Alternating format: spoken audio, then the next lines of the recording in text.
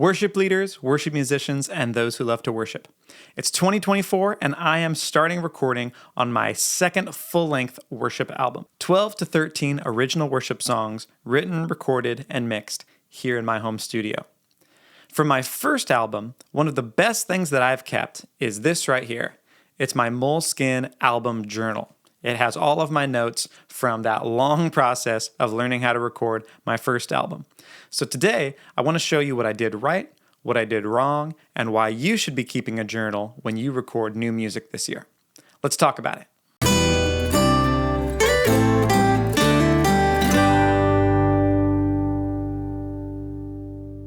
Welcome to the Worship Homestead. My name is Nathan Smith. Today, I'm going to walk you through some of the high points of my worship album journal that I kept from my first album and why it's so important to keep track of everything that you're doing as you record new music this year. But before that, I want to give you something. If you go to my website, blueprintsounds.com, you can get access to my free bundle called the Worship Booster Pack. It has guides and online workshops for everything you need for your worship team. There's how to build a better band. This takes you through the 5 elements of a full-sounding team, showing you what they're for and what that instrument is not for. And it surprises me how few worship teams really understand what each of their teammates' job is. Everybody on your team should know that so that they're not doing other people's jobs. There's cheat codes for church sound. This is a quick win PDF. It gives you 25 tricks that you can use to make your live stream or your live sound better right away. There's 25 chart topping arrangement tricks. If you have a song that you've been working on with your team that needs to be punched up, here's 25 tricks that you could use right now to make that song better. Next is 5 elements of a full sounding worship team. This online workshop is something I usually charge for when I visit churches, but I'm giving it away for free. You'll hear musical examples of how a team should structure itself to sound as full as possible and where not to play. That's one of the most important things that I see so many worship teams miss is knowing what to play, where on the instrument to play, and when to play it. That's all in this workshop. And finally, the 10 commandments of worship songwriting. I wish every worship songwriter could just follow these 10 commandments because it would instantly make their songs better. But you can get it for free. Again, this is all part of the Worship Booster Pack. Go to my website or click on the link nearby, blueprintsounds.com/worship booster pack. All right, let's talk about my worship album journal. So this is the journal that I kept as I worked through learning the process of mixing and recording and recorded my first album. I should explain, I've been a guitarist for 20 years. I play multiple instruments, so I play bass and mandolin and a couple of other weird things, and I play just enough keys to get me in trouble.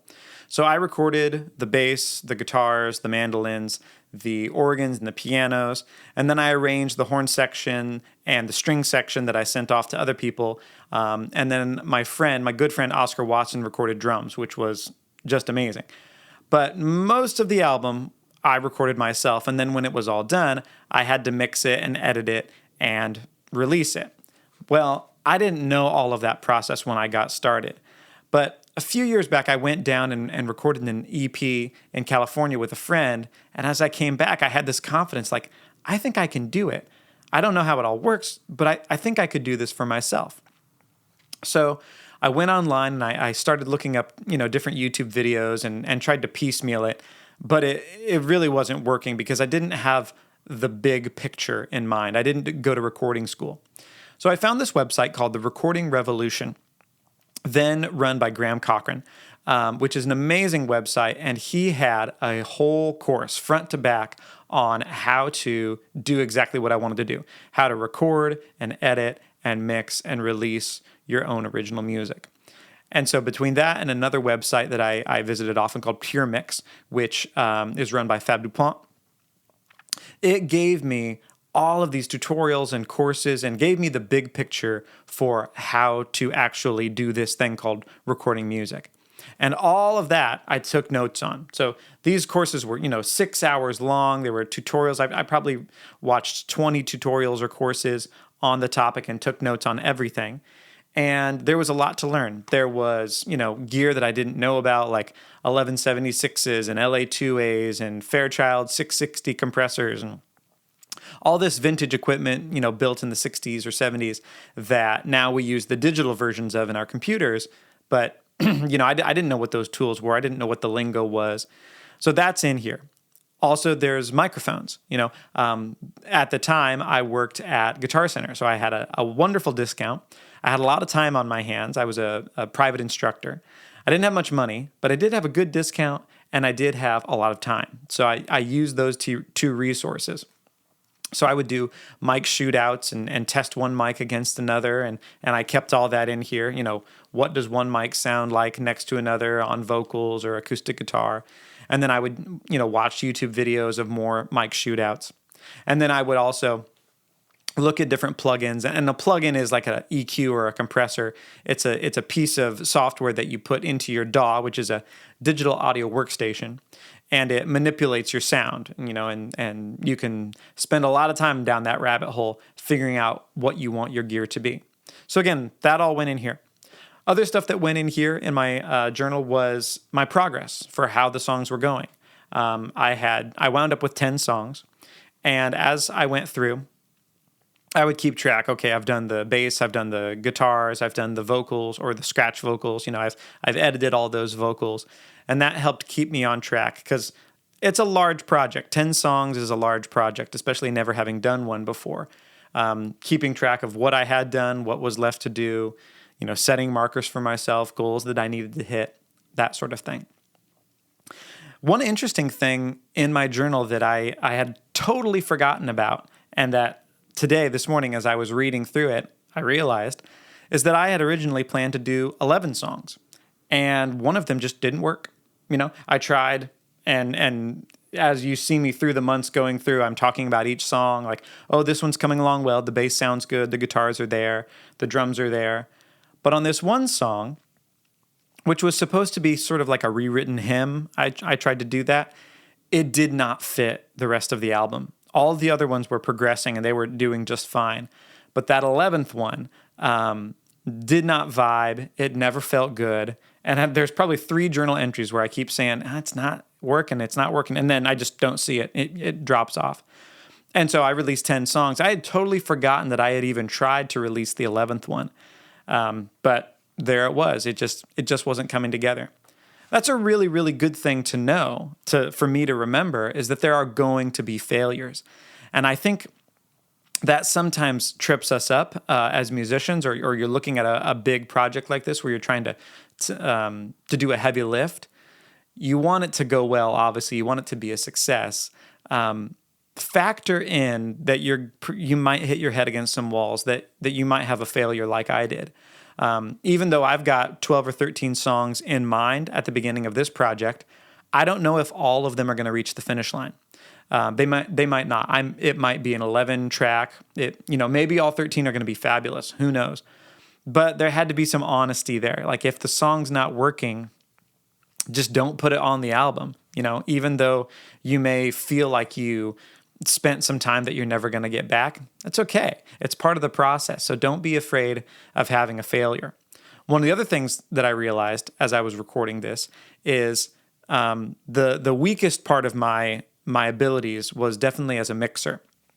I've been a musician for a long time. I've been in bands for a long time. I've coached bands for a long time.